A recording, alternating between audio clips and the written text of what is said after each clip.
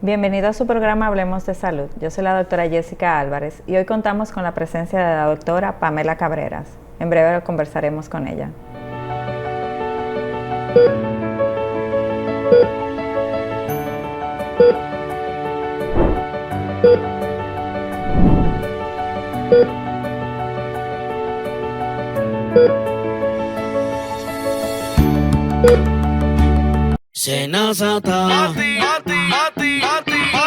Descubre todo lo que puedes hacer con los canales alternos Senasa.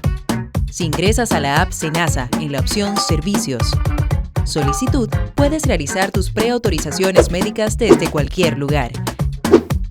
Y si necesitas verificar el estatus de tu solicitud, también lo puedes hacer desde casa, ya sea en la oficina virtual www.arssenasa.gov.do o desde la app. Senasa, nuestro compromiso es tu salud.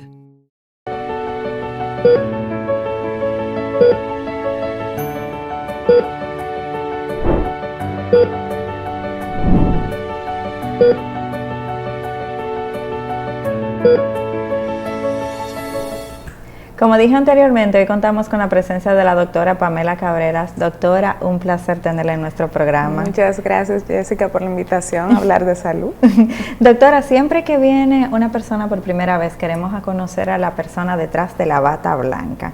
Y yo me imagino que cuando decidió irse no solamente por el área de la medicina, sino por el área de la gastroenterología, que es su especialidad, siempre viene o una inspiración por algo o viene en la vena desde pequeña. ¿Cuál fue la suya? Bueno, yo tengo una historia muy interesante. Yo desde siempre, desde que era pequeña, yo recuerdo que yo en los juegos de roles era la doctora con mis amiguitas. Sí. Entonces siempre yo era la médico, la doctora, la que quería cuidar y siempre dije que iba a ser médico. Yo recuerdo que incluso vamos a tomar un test para ver para qué tú das en la universidad. Yo dije, no, yo lo puedo tomar, pero lo que va es la medicina.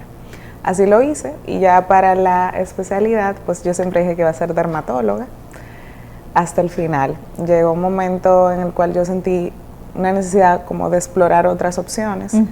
Y dentro de esas opciones estaba la gastroenterología y yo digo que yo no elegí gastroenterología, la gastroenterología me eligió a mí porque definitivamente fue la mejor decisión que he tomado en mi vida, una de ellas. Bueno, doctora, lastimosamente vamos a tener que hablar de un tema delicado y que no a todo el mundo le gusta, que es el cáncer de colon, que está teniendo una frecuencia muy notable últimamente y sobre todo en pacientes jóvenes. Iniciando con el tema, me gustaría que nos explicara, cuando se habla de cáncer de colon, ¿a qué se refiere? Bien, cuando hablamos de cáncer de colon, estamos hablando de una enfermedad que lo primero que hay que decir que es el cáncer más común del aparato digestivo y es el tercer cáncer más común a nivel mundial.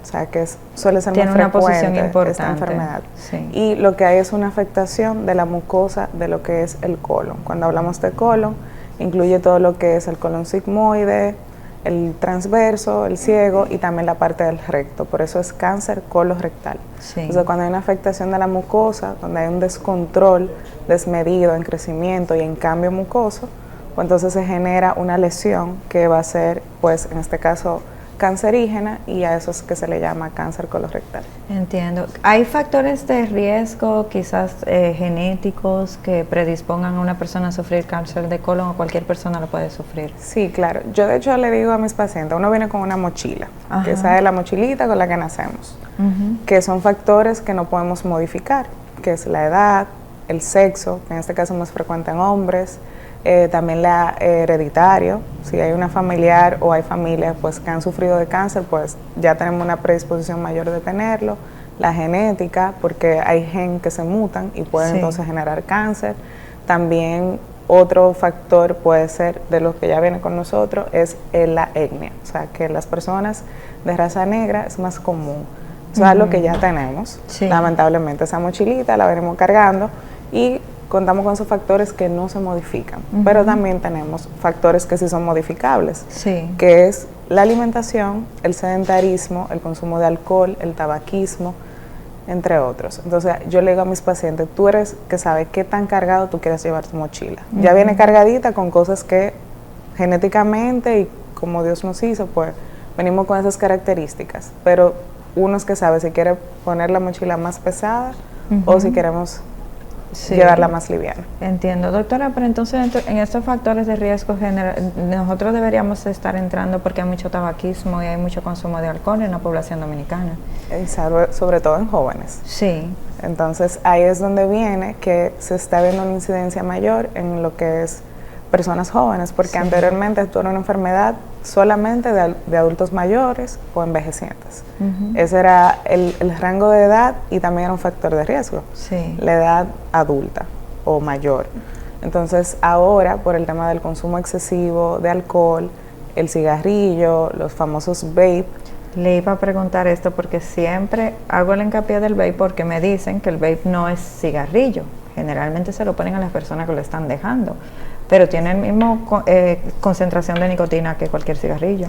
El problema del vape es que es menos nocivo que el cigarrillo, pero el consumo es mayor porque no deja mal olor, uno lo tiene siempre a mano, no molesta, hay lugares donde te lo permiten, entonces el consumo del vape es mucho más frecuente que el del cigarrillo. Entonces al final estamos utilizando un producto menos nocivo, pero igual lo estamos usando con más frecuencia. Entonces al final sí hace daño.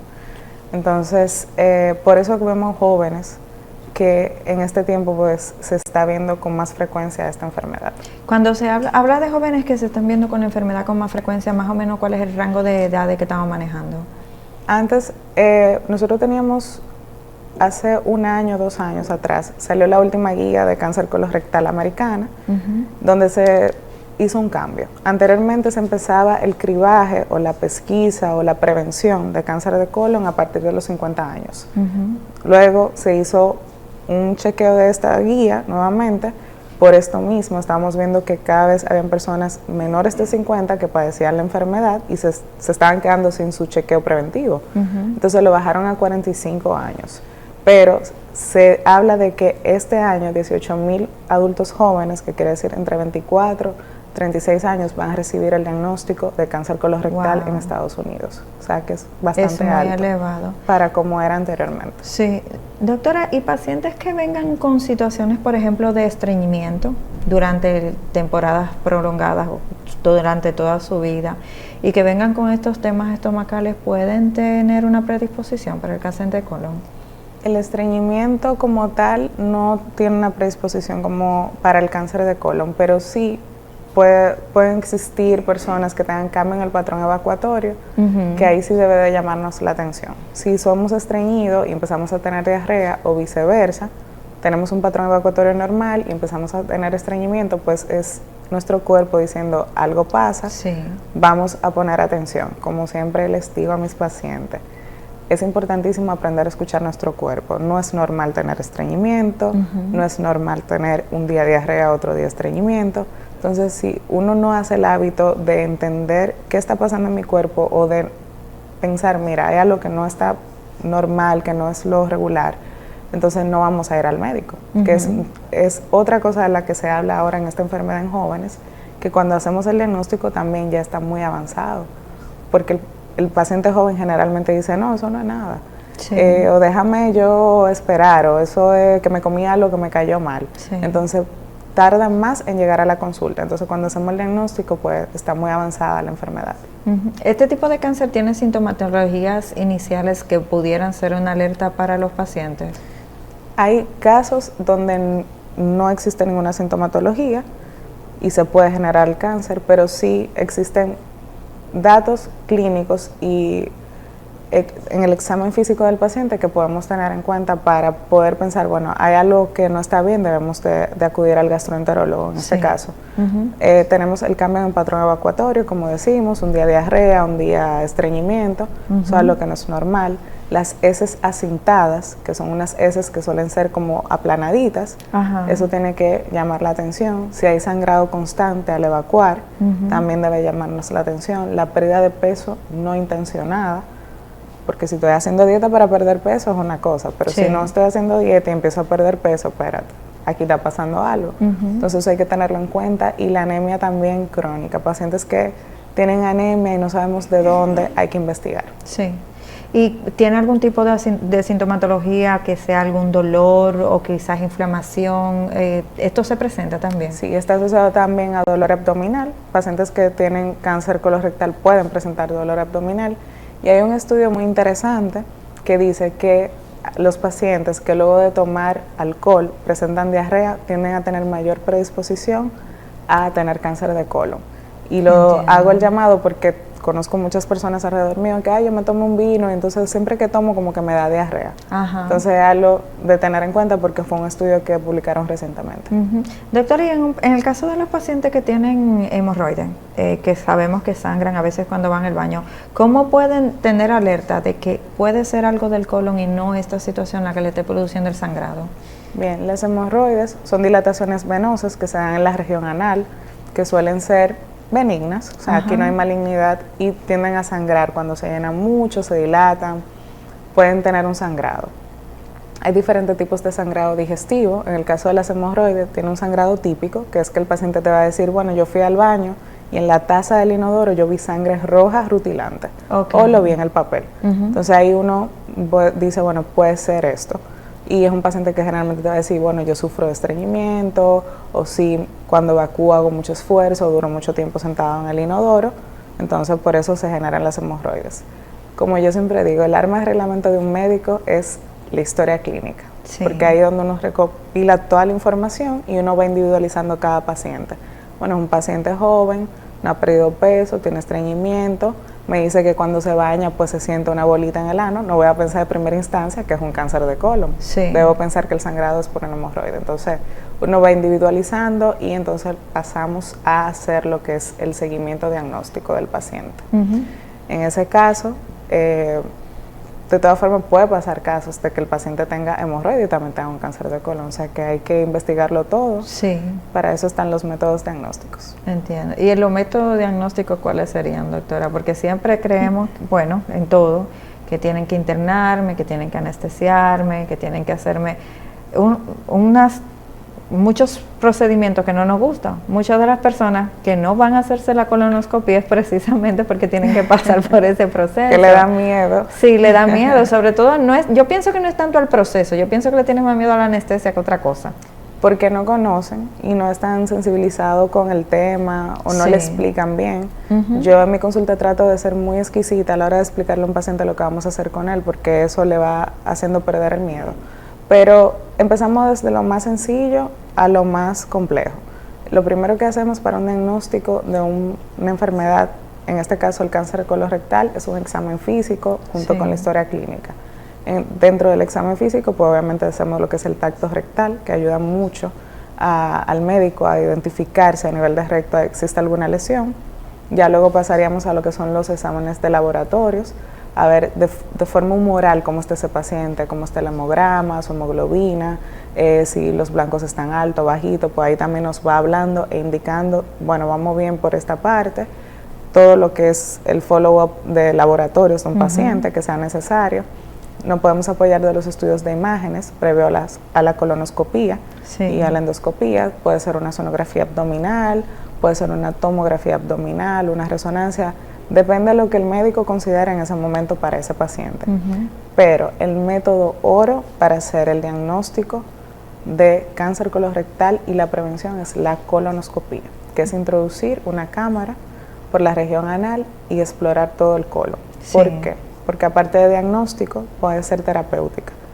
Por eso es que decimos que la colonoscopía salva vidas, porque si conseguimos la lesión, que todavía está pequeña, para que pueda entender el público, que no está profunda, entonces uno puede, por la colonoscopía, retirar esa lesión. Y no tenemos que mandar al paciente a una cirugía abdominal, que eso era lo que se hacía antes. Entonces, por eso es la importancia de la colonoscopía. ¿Cada cuánto tiempo están indicada la colonoscopía? Ya que estamos hablando de pacientes jóvenes que tienen que entender que deben hacerse este tipo de estudios. Ese es el tema. Realmente, por guía americana, europea, que es donde generalmente aquí en República Dominicana nos guiamos, valga la redundancia, no existe una edad para adultos jóvenes de la prevención de cáncer de colon. Por eso decimos que este paciente, cuando venimos a hacer el diagnóstico, ya está tarde. Pero según las guías americanas y europeas, a partir de los 45 años, todo el mundo debe hacerse un chequeo preventivo para cáncer de colon, así tengamos síntomas o no tengamos síntomas. Entonces, depende de lo que encontremos en la colonoscopía, si encontramos un pólipo, si encontramos 2, 3, la característica de este pólipo, porque eso es algo importante de mencionar, el cáncer colorectal previo a ser un cáncer suele ser una lesión benigna, que es lo que nosotros le decimos pólipo, que es una, para que puedan entender, una bolita de la misma mucosa. Entonces eso se va evolucionando, se va cambiando la célula, crece y ahí que se crea el cáncer.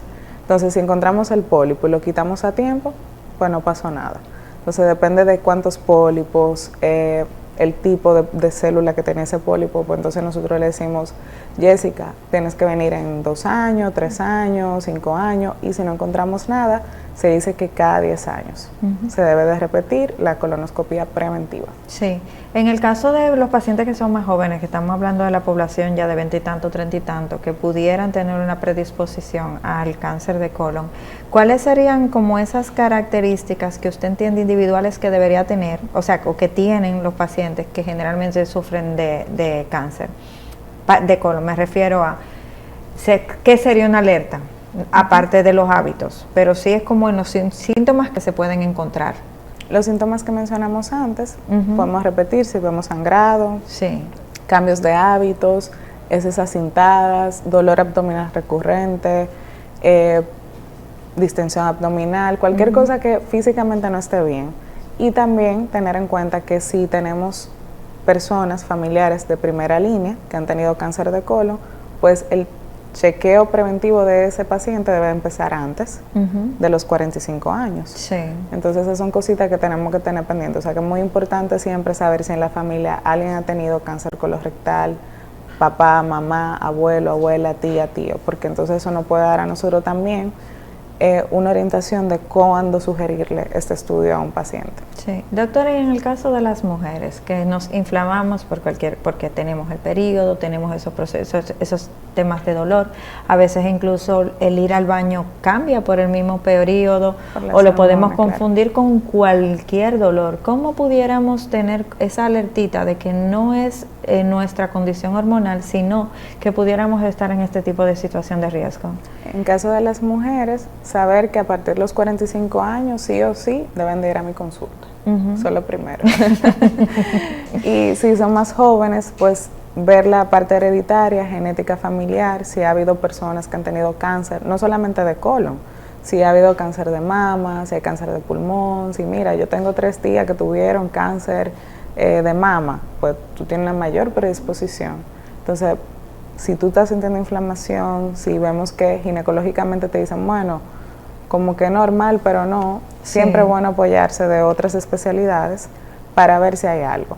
Eso sería la orientación. Pero sí, a partir de los 45 años, todo el mundo debe realizarse su colonoscopia. Entiendo. Doctora, el cáncer de colon tiene etapas, me imagino, como todos los demás. ¿Y cuáles serían estas etapas y cuáles serían las características de cada una? De cada etapa. Las etapas del cáncer de colon se hacen a nivel histológico. O sea, que sería por la biopsia. Y ya eso entonces sería el patólogo, que una vez nosotros tomamos la muestra, la mandamos a estudiar, entonces ahí él viene y dice, bueno, mira, es un cáncer, un adenocarcinoma en etapa tal, o es puede ser un pólipo, por ejemplo. Vamos a suponer que esa es la etapa inicial, cuando está en el pólipo. Pero ese pólipo tiene displasia o no. Cuando hablamos de displasia, que ya el pólipo empezó a tener cambios importantes que pueden degenerar en una malignidad. O bueno, mira, el pólipo es un pólipo adenomatoso, pues no pasa nada, vamos a darle seguimiento. O es un pólipo hiperplásico, los hiperplásicos no tienen seguimiento. Entonces, al final, el apoyo del gastroenterólogo en esta parte es un buen patólogo. Entiendo. Y entonces, en base a estas diferentes etapas, me imagino que están los tratamientos. ¿Cuáles serían? Ya me habló de una etapa inicial que se pudiera retirar a través de la colonoscopía, que le sirve de prevención, pero me imagino que si encuentran situaciones más grandes, entonces tienen otros tratamientos. ¿Cuáles serían estos? Ahí entonces lo que se hace es, generalmente si encontramos una lesión importante que no se pueda retirar por medio de colonoscopía, entonces nosotros tomamos biopsia de esta lesión, la mandamos a estudiar y hacemos un tamizaje. Le decimos al paciente hay que hacerte estudios de imágenes del pulmón, del abdomen, de la pelvis, porque necesitamos saber si esa lesión tumoral está confinada solamente al colon o se ha diseminado a otros órganos. Entonces, partiendo de ahí, se manda al cirujano y el cirujano debe de tomar una conducta quirúrgica. Ya luego con esa pieza quirúrgica que tiene el cirujano también se manda a estudiar. Sí. Entonces, ahí se define, bueno, ese paciente necesitaría con oncología, quimioterapia, o si es en recto, generalmente puede ser también que puedan dar radioterapia, pero ya eso es con la parte de oncología que se trataría el paciente. Sí, pero generalmente yo he visto pacientes que como que les cortan. ¿Esto es parte del tratamiento? Sí, de la cirugía. Sí, se llama colostomía, que muchas veces se le hace la colostomía, lo que le queda al paciente, que generalmente es lo que le dicen la bolsita, que le conectan al abdomen, por la colectomía del colon, o sea, que es hacer una resección, o sea, cortar una porción del colon, y eso va a depender de dónde esté la lesión. Entonces ahí el cirujano dice, bueno, debo de llevarme esta parte del colon, o debo de llevarme esta, o todo el colon, depende también lo que tenga el paciente. Sí. Doctora, ¿y el cáncer de colon tiende a hacer metástasis o no necesariamente? ¿O sí tiene una alta frecuencia de producirla? Suele metastizar a hígado muchas veces, metastiza también a pulmón y también a huesos. Sí. Pero sí tiene una alta tasa de metástasis cuando están en etapas muy avanzadas. En etapas avanzadas. Doctora, la calidad de vida de un paciente cuando descubre este cáncer en una etapa inicial y su diferencia allá a una etapa donde está el grado 4 bien avanzado. Es muy buena la calidad de vida. Solo que son pacientes que deben de adoptar un estilo de vida y cambios de hábitos drásticos porque, como yo digo, dicen que la comida es como medicina. No, la comida es medicina. Y me van a ver tal vez, creo que si he ido a 5 programas, en los 4 lo digo, porque la alimentación es la base de todas las enfermedades digestivas y de otras enfermedades, pero sobre todo en la digestiva, una buena alimentación es lo que va a curar y va a sanar ese aparato digestivo. O sea que ese paciente tiene muy buena calidad de vida si se cuida, si luego lleva sus chequeos periódicos y también el ejercicio, el no ser sedentario, cambiar todos esos malos hábitos con lo que el paciente venía. Sí, pero en lo de la alimentación tenemos un tema, doctora, porque es que desde ya con tanta comida rápida, aparte de la comida rápida, tenemos, por ejemplo, la vida rápida, donde tenemos a veces que resolver desde que son unos adolescentes, son unos niños, el comprarle comida rápida para mandarlas. Entonces esto también puede ser una predisposición o no a la situación del cáncer de colon en jóvenes. Sí, de hecho se dice que cuando hay un cambio en las enfermedades, en lo que tiene que ver en las etapas de edad, por ejemplo, el cáncer de colon antes se veía en personas envejecientes, ahora vemos que en jóvenes generalmente el cambio es por medio ambiente, no biológico, porque biológico es la misma característica, tenemos un pólipo, que luego entonces va haciendo cambio, que no se detecta a tiempo, o sea que ese no es el problema. Entonces, ¿dónde sería el problema? Porque la pregunta sería, ¿por qué en jóvenes está pasando eso? Entonces, justamente se han empezado a hacer estudios sobre esto y hasta ahora todo lo que ha arrojado es la forma de alimentarnos, que es una alimentación alta en lo que son comidas rápidas, saturadas, grasas saturadas, todo ese tipo de cosas que uno por rapidez ingiere, también la inflamación sostenida. Entonces ahí podemos hablar un poquito de lo que es el cortisol, ¿verdad? Que se mantiene elevado porque estamos siempre en pantalla, vivimos un estrés todo el tiempo activo. Entonces esas cosas pueden modificar la microbiota intestinal, que es muy importante, ya se habla mucho ahora, y entonces ahí se habla de que puede ser estas las causas de por qué un joven esté padeciendo cáncer colorectal. Y ahora que usted está mencionando eso, doctora, venimos también de un proceso de que hubo un encierro Y en ese encierro sí hubo poco ejercicio y mucha pantalla, y sobre todo en una población joven. Quizás también esto pudo haber sido un factor que haya hecho que aumente para este tiempo.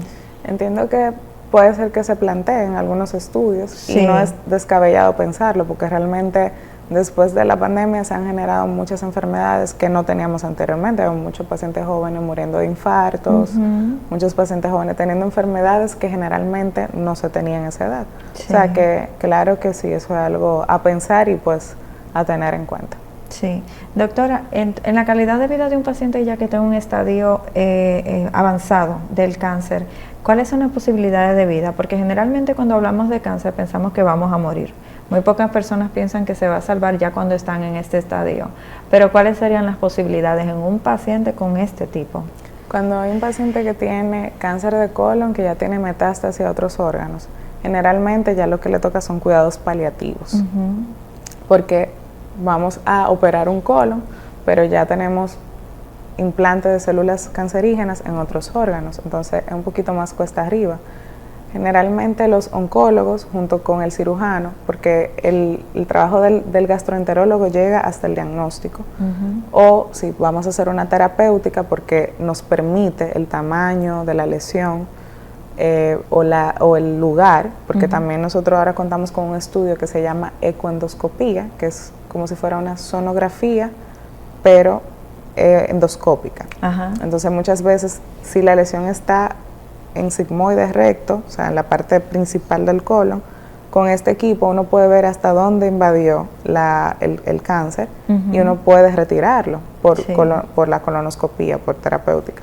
Pero si el cáncer está localizado en otros lugares, ya hasta ahí llegó el papel del gastroenterólogo. Sería hacer el diagnóstico, enviar a cirugía y luego a oncología.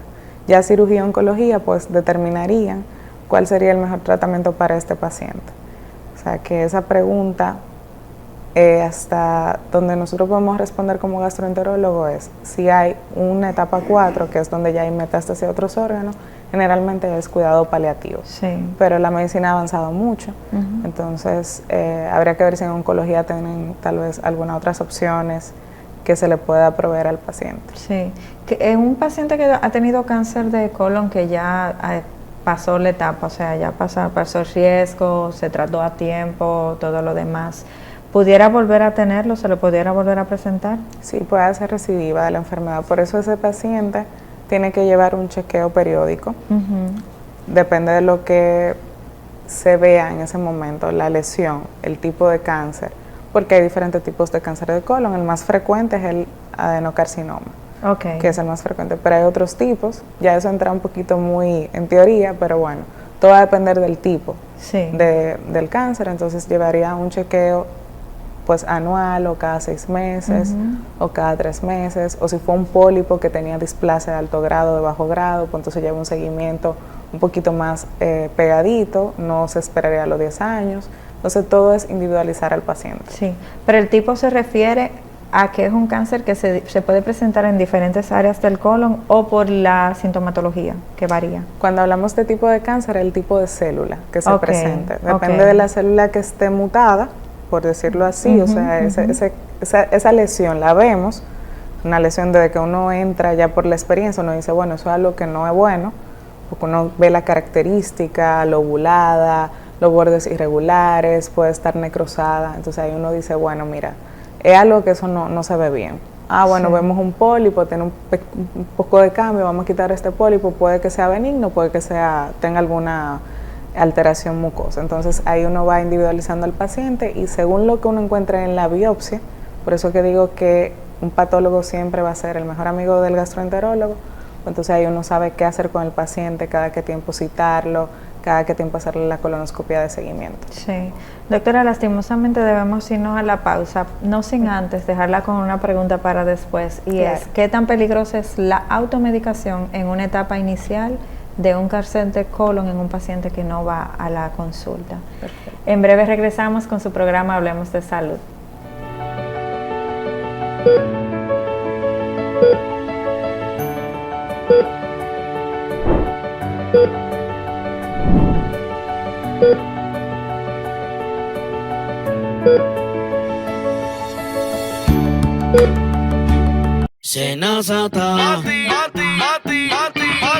Descubre todo lo que puedes hacer con los canales alternos Senasa.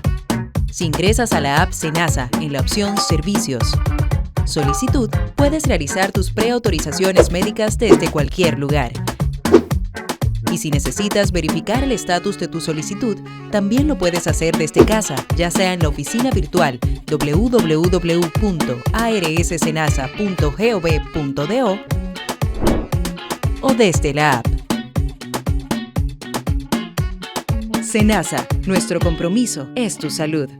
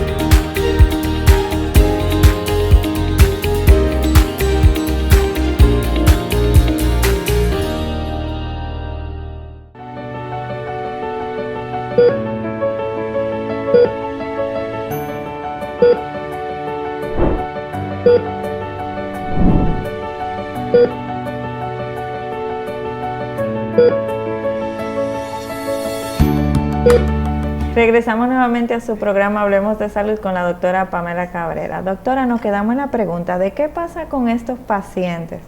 Porque es que somos una población que tenemos la farmacia a la vuelta de la esquina, no necesariamente necesitamos la receta y todo lo resolvemos con acetaminofén o antibiótico-terapia.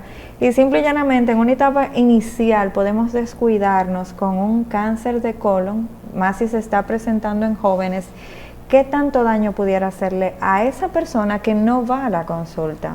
La automedicación no solamente en esta entidad, en el cáncer de colon, sino en cualquier enfermedad es gravísimo por justamente lo que dices, Jessica.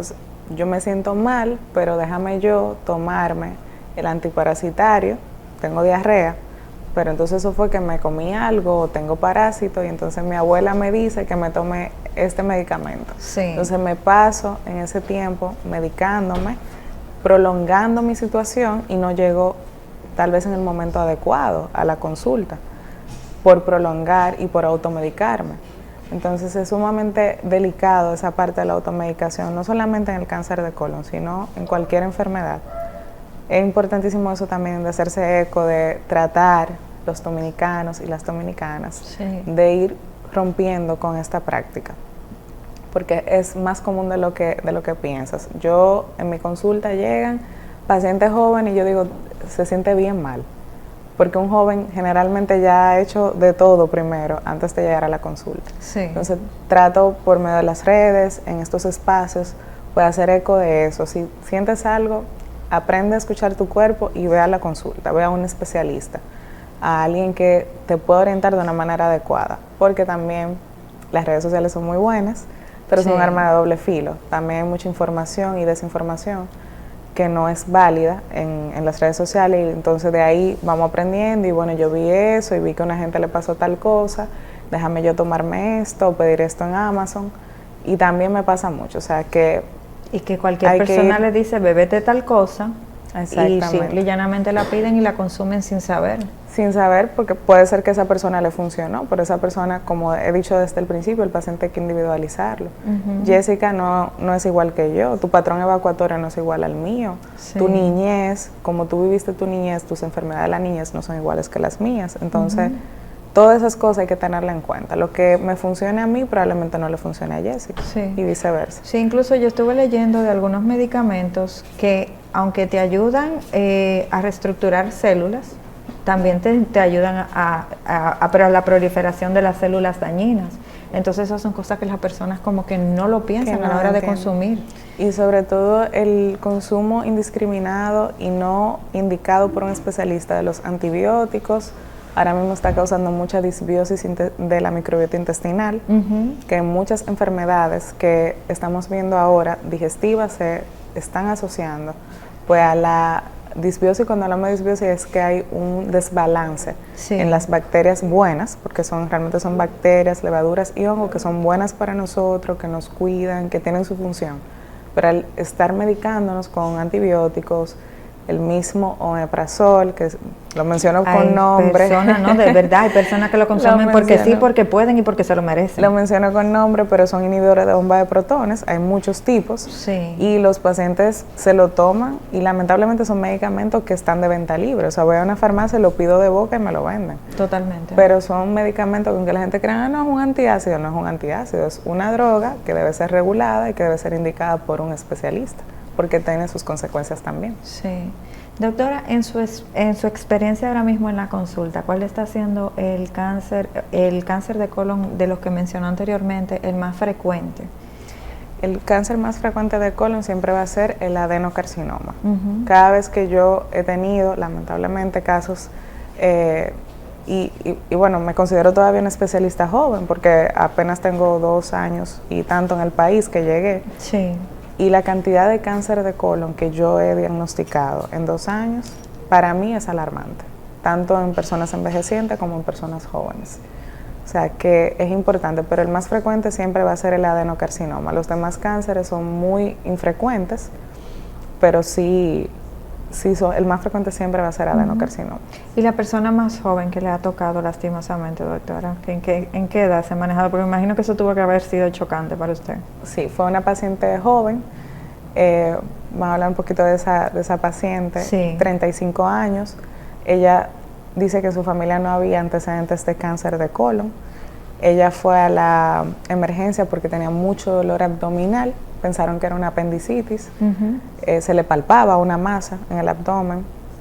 Ya cuando nos sentamos con ella a conversar, tenía una historia de venía perdiendo peso, con diarrea, también a repetición. Igual fue por tema de trabajo, de que es mamá, de que tiene sus hijos, pues déjame yo tomarme esto, déjame mejor hacer esta práctica, hasta que el dolor tan intenso la llevó a una emergencia. Pensaron que era una apendicitis, se le hace un estudio de imagen, una tomografía, y ahí se evidenciaron 2 lesiones en colon. Entonces llega a mis manos, hacemos la colonoscopía y ahí hicimos el diagnóstico de un cáncer de colon. Fue operada y gracias a Dios está muy bien. Qué bueno. Se ha recuperado bastante bien. Doctora, entre los hábitos que tiene el paciente también tenemos algunos que consumen medicamentos para perder peso. Y generalmente cuando consumen estos tipos de medicamentos, lo hacen por vía oral, pero también lo pueden hacer a través del ano de atrás. Esto puede producirle daño y una predisposición al cáncer de colon. Le digo por qué, porque a veces estos medicamentos los consumen durante tiempos prolongados y también no son vendidos con receta, no que fueron donde un nutricionista o donde un médico que le diga sí, consúmelo, sino que lo compran y simple y llanamente lo utilizan sin medida alguna. ¿Esto puede ser un tema también? Pudiera ser un tema, el del recto son los laxantes, a lo que se refiere. Son pacientes que les gusta mucho laxarse. Le gusta laxarse, están estreñidos, lo hacen sin ninguna prescripción médica y lo hacen constantemente. Exactamente, y también algunos que consumen estas pastillas para rebajar, que se supone que la grasa la van expulsando, pero esto también le cambia la microbiota, le cambia muchas cosas. Puede afectarle. En el caso de los laxantes, no hay una asociación per se para el laxante o para los medicamentos de pérdida de peso asociado al cáncer de colon. Pero sí, como bien dices, puede haber un cambio de lo que es la microbiota intestinal que ya me empieza con una predisposición para Si a eso le sumamos que tal vez esa persona tiene genéticamente una predisposición porque en su familia también hubo un cáncer de colon, pues entonces se le van sumando cosas, que es lo que hablamos al principio, que tan pesada tú quieres tu mochila. Pero sí se da algo importante en los pacientes que les gusta mucho utilizar laxantes, y es que existe una entidad en el colon que se llama melanosis colónica, que lo que pasa es que el colon se tiñe de negro y luego te invito a que lo busques para que puedas verlo, y nosotros como gastroenterólogos no podemos evaluar bien el colon. Entonces, ¿qué puede pasar? Que cuando yo entre me encuentro con este colon como si fuera teñido de negro y no puedo ver si hay una lesión importante, si hay un pólipo que tiene un cambio, porque simplemente no me va a dejar verlo, porque la mucosa está totalmente teñida de oscuro. Entonces, eso puede llevar a que ese paciente, si tiene una lesión, yo paso desapercibida esa lesión y se le puede generar un cáncer de colon. Sí. O sea, que eso también puede, pues por ahí sí pudiéramos verlo.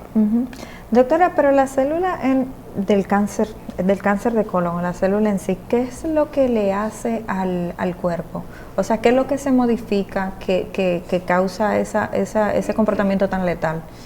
Bien, empieza, para explicar un poquito y de una forma llana, vamos a suponer, entonces, empieza una bolita de carne, para que la gente entienda, en el colon. Sería una bolita que se va en el colon, que forma parte de la misma mucosa, se levanta y ahí no hay cambios en la mucosa. Luego empieza a tener pequeños cambios esa mucosa, si se sigue creciendo, se sigue abultando, sigue cambiando su formación. Entonces es que viene la displasia. Es una displasia de alto grado o de bajo grado. O sea, ese cambio me va a generar un cáncer más rápido que otra, la de bajo grado o la de alto grado. Entonces eso, lo que hay es esa célula que es normal, ella va cambiando porque simplemente ese crecimiento no debe de estar. Sí. Entonces por eso es que debemos de retirarlo. Cuando hacemos la colonoscopía, desde que vemos un pólipo o una lesión que sobresale del colon, siempre debemos de quitarla. Puede que no pase nada.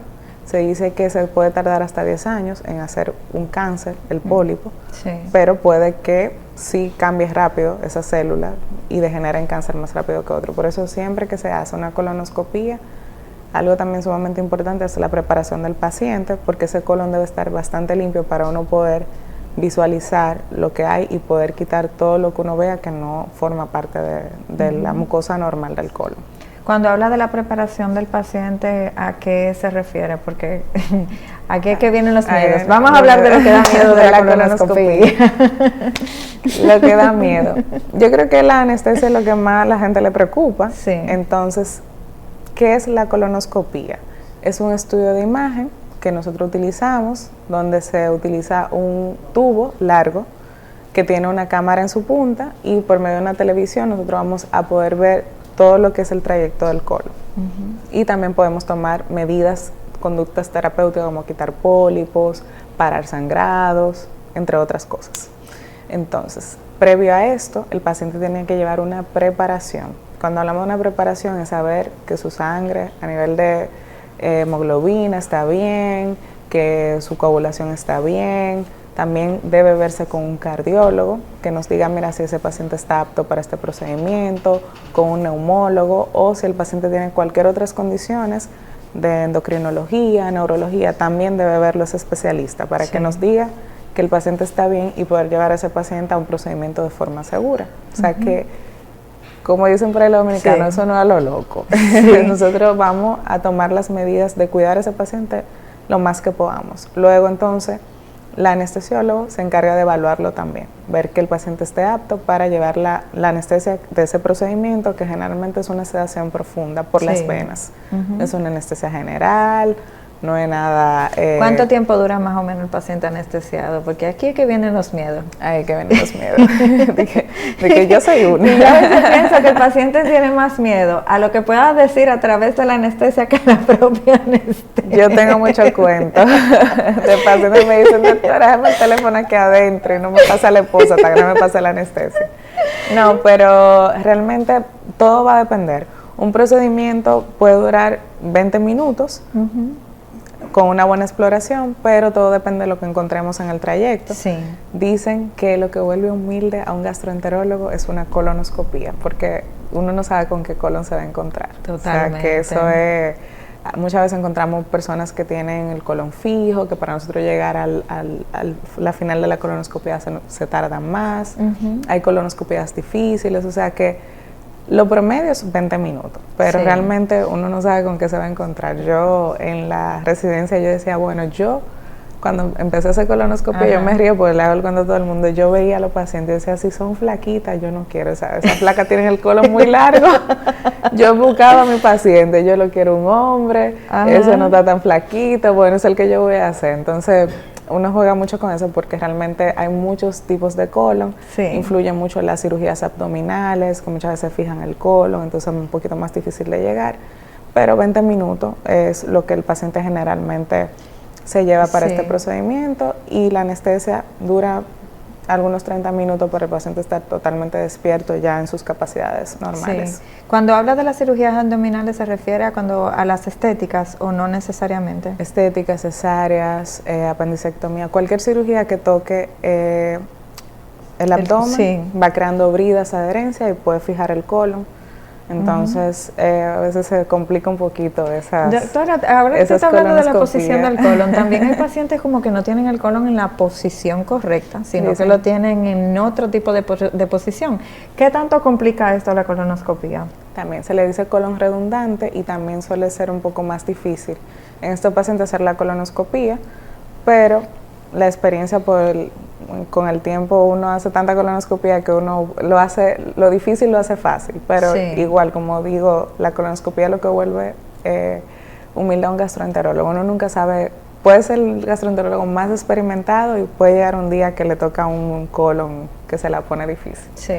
O sea que sí. ¿El paciente se va a su casa inmediatamente, es ambulatorio, o a veces hay condiciones en las que debe quedarse ya interno? Es ambulatorio, un procedimiento totalmente ambulatorio. El día antes lleva una preparación de una dieta líquida y laxantes para limpiar bien el colon. Al otro día se dirige al centro donde se le va a realizar el procedimiento. Hay centros que trabajan de forma diferente, yo estoy hablando desde mi experiencia. Sí, claro, claro. Entonces se le hace el procedimiento y el paciente se dirige a su casa el mismo día, si todo bien. Sí, puede pasar porque en todo procedimiento pueden haber complicaciones que también se le explican bastante bien a los pacientes, aunque la endoscopía digestiva alta, que es la famosa endoscopía, y la colonoscopía son procedimientos bastante seguros, que tienen muy pocas complicaciones, igual puede pasar perforaciones. Justo sangrado. De eso le iba a preguntar, porque he escuchado mucho las perforaciones y a veces las personas asocian la perforación a un cáncer de colon. ¿Tiene relación o no necesariamente? No necesariamente. De hecho, las que causan más perforaciones suelen ser las pacientes con divertículos, que son como unos huequitos que encontramos en el colon y que si no tenemos experiencia y delicadeza en la hora de la colonoscopía, pues se puede perforar un divertículo de esto porque está muy ligera la capa de donde está el divertículo. Sí.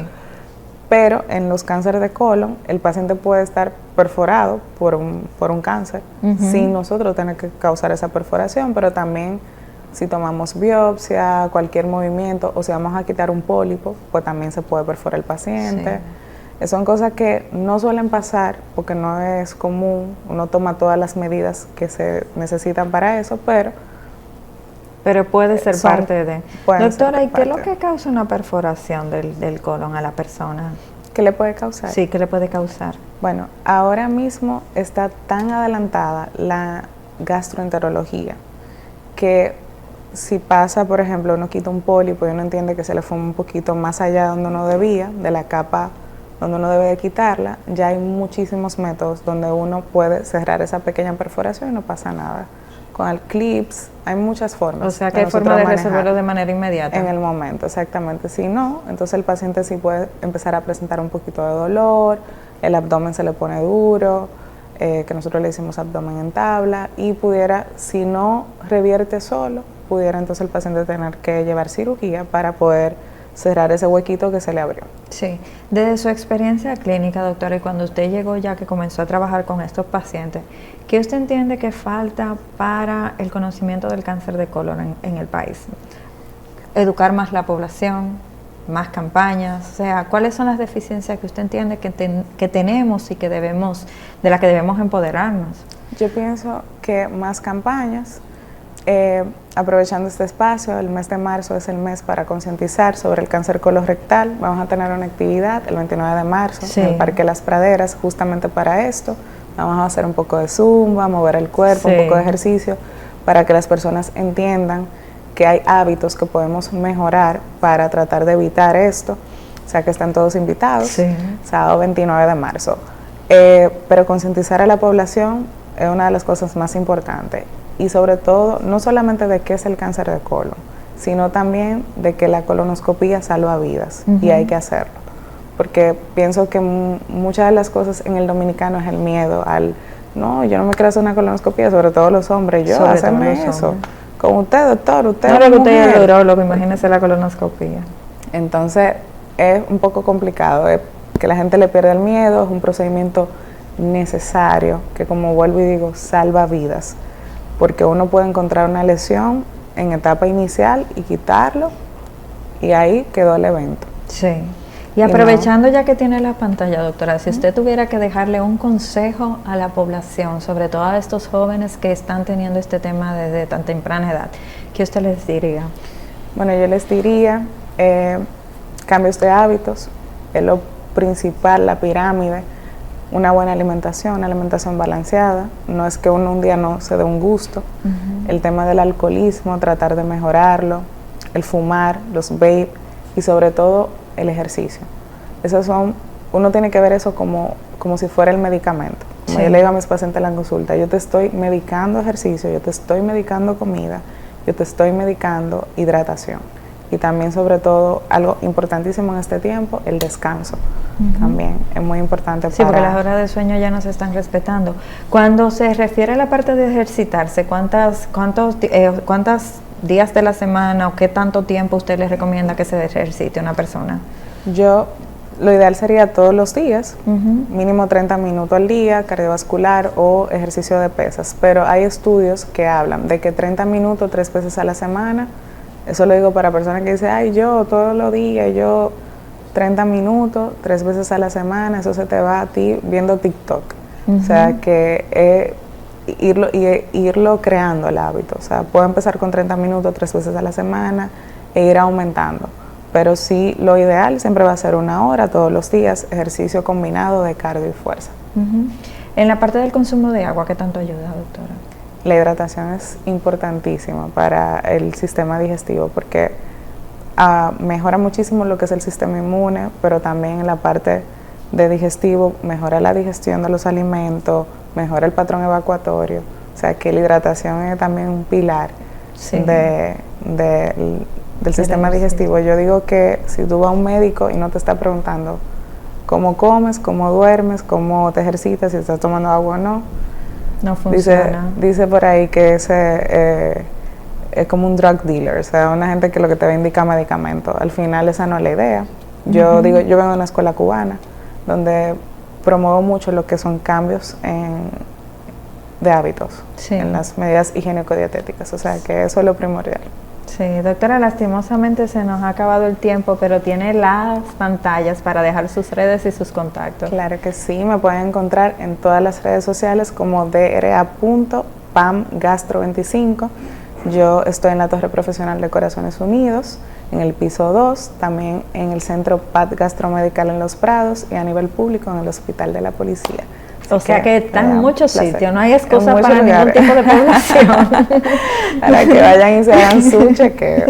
Doctora, de verdad que ha sido un placer tenerla en nuestro programa y espero que se repita la visita para porque ha iluminado con mucha información, en verdad. Muchas gracias, Jessica, por la invitación a hablar de salud. Bueno, esto ha sido todo por hoy en su programa Hablemos de Salud y hasta un próximo encuentro. Se despide Jessica Álvarez.